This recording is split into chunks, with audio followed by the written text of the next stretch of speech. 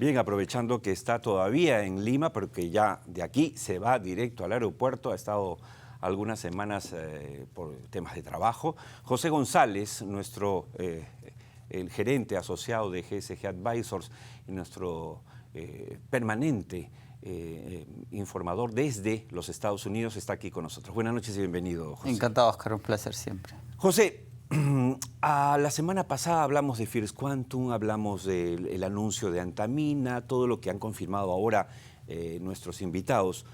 Quería aprovechar hoy para hablar de qué están haciendo los gigantes mineros, ¿no? ¿Qué están diciendo?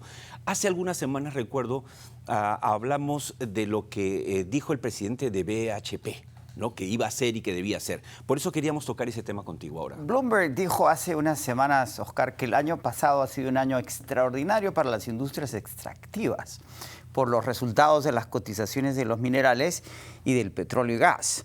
Y dice que los mega miners, las grandes corporaciones, las grandes transnacionales están buscando transacciones de masa crítica y que sean transformativas para la industria por la situación de la transición energética. Y déjame ponerme los lentes, porque ya no leo sin ellos, para revisar mis notas y no equivocarme. Claro. ¿Qué ha sucedido en lo que va del año? BHP adquirió OZ Minerals por $6.400 millones y está buscando transacciones aún más grandes en cobre y níquel. Wow. Rio Tinto está activamente procurando inversiones en litio. Glencore está enfocado en oportunidades estratégicas que agreguen valor a sus operaciones existentes.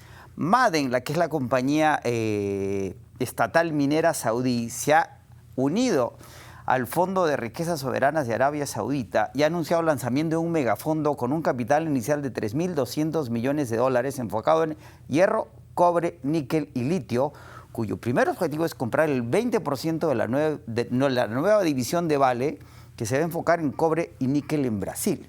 El fondo plantea invertir $3.000 millones en bloques de acciones minoritarias en compañías mineras que no quiere que se lo paguen en dinero, sino en off-takes, en mineral producido por las mismas unidades.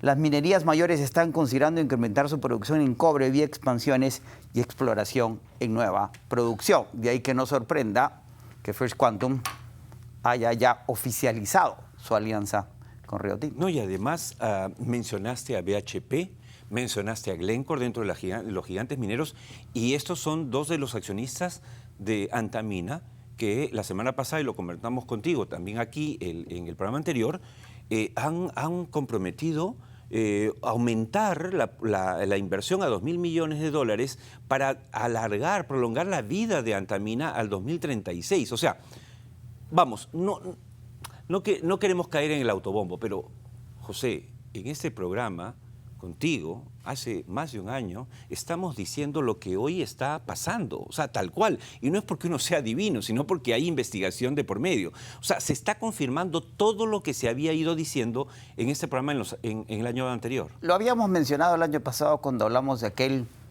reporte de S&P que salió en junio del año pasado que hablaba sobre el futuro del cobre, si bien lo recuerdas. Sí, sí, claro. Y S&P decía en ese momento que iba a haber un déficit estructural del cobre del 8% y que el cobre no solo podía llegar a esos $4 la libra en los que llegó y corrige, pero está al nivel, sino que podía llegar a 6, incluso a 8.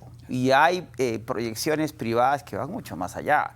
De ahí que el interés en el cobre sea cada vez mayor, porque ese cobre que está bajo tierra vale mucho más. Y es una cuestión de costo-beneficio, riesgo-retorno. Y lo dice también, para que tengan una idea los televidentes de cuál es la dimensión de la inversión en minería. Por favor. Según Wood Mackenzie, la consultora más importante hoy día en el rubro de minero. Según Wood Mackenzie, la inversión este año en actividades extractivas total es 1.3 billones, que en inglés es 1.3 trillones de dólares, ¿sí? Millones de dólares, y que solo en el sector minero serían 149.000 millones, que es un incremento del 3% en el 23 comparado al 22.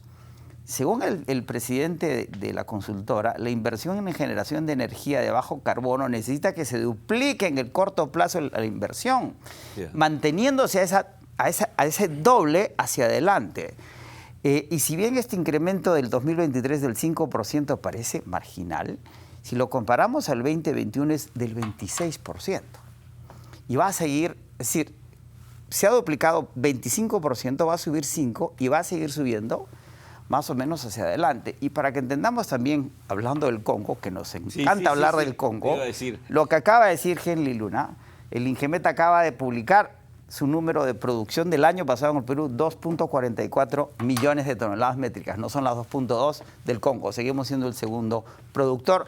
Si los congoleses pueden citar al US Geological Survey, nosotros podemos generar a nuestro Geological Survey, que es el INGEMET, y seguimos arriba. De acuerdo, de acuerdo. Ahora, efectivamente, lo que estábamos hablando contigo, y tiene que ver también con el hecho de la fundición, me llamó mucho la atención lo que dijo hoy Henry Luna, tú lo has estado escuchando aquí detrás de cámaras, porque tiene que ver un poco con lo que también hemos hablado. Es decir, no solamente el mundo está mirando a Perú como el gran productor con las grandes reservas que tiene de cobre, sino también como el país que se ha quedado rezagado, pero que podría perfectamente, esa es la idea, es una oportunidad, podría entrar al top 10 de las fundiciones y refinerías del mundo. De alguna manera, el anuncio hecho en exclusivo en este programa por el director general de operaciones de Southern, Jorge Mesa, nos está marcando el camino, ¿o no? Y lo que señalamos de la visita del canciller Scholz a Argentina y Chile, donde dijo que Alemania tiene interés en invertir en refinación y fundición de metales y minerales en América Latina que generen empleo y sean verdes. Lo acabas de presentar en el segmento sobre el parque eólico y el hidrógeno verde. El Perú es un destino ideal para capitales alemanes porque se está buscando que regrese, que cierta actividad minera que se realiza en Asia se afinque en América Latina por una serie de intereses y conveniencias. Y sin duda la refinación y fundición de cobre agrega un valor inmenso al empleo en el Perú por la capacidad industrial, pero los retornos de las compañías mineras que van a invertir en esos prospectos mineros que podrían llevar a que dupliquemos la producción, crearíamos esos círculos virtuosos del desarrollo, saliendo de los círculos viciosos de la pobreza, e incidimos en lo que mencionamos contigo desde hace... Somos evangélicos del cobre, ¿sí?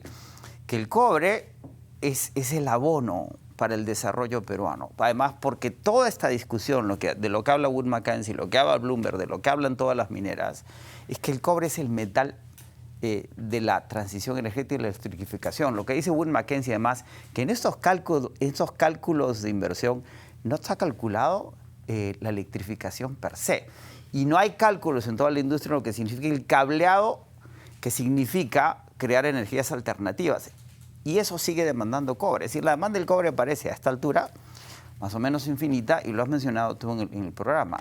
En el Perú solo se explotan el 0.25% del territorio nacional en términos mineros de todos los minerales. Así es. Y solo se explora el 1%.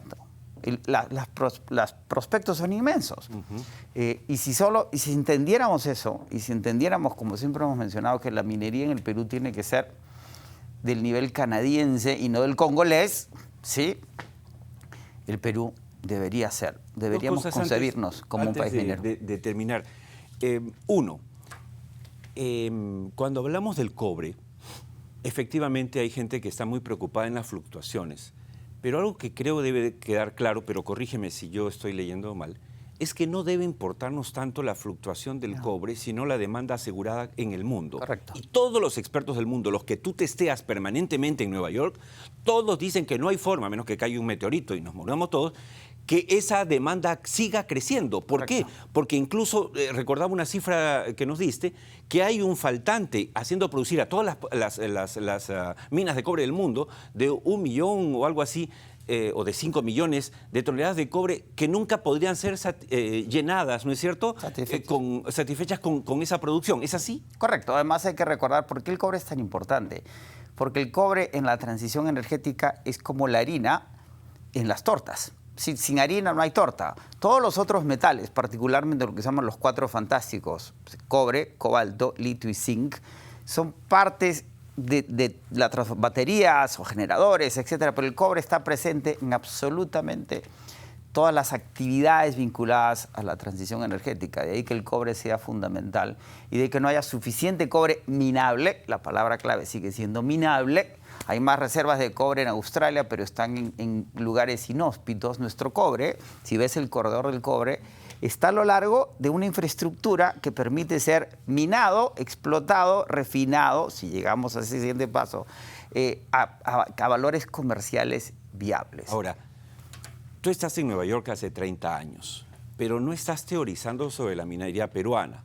No voy a pedirte que nos digas con quién estás reunido en estos días, pero en tu estadía en el Perú en estas semanas, y ya hoy te tomas avión de regreso a Nueva York, has visitado Hilo, has visitado Moquegua, has visitado Arequipa, y en el caso específico en Hilo, has podido ver con tus ojos, no con fotos, no con videos, la infraestructura que existe para la exportación. Correcto. Es decir, ¿con qué sensación te vas después de haber hablado con tantos empresarios en Lima y en provincias sobre el tema del futuro minero peruano? Me preguntaban en una presentación si el Perú es viable.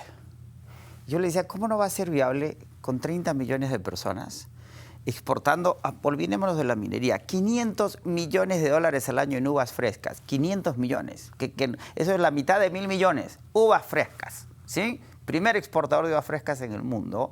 Imagínate los volúmenes que estamos hablando en términos minerales, además el futuro hacia adelante.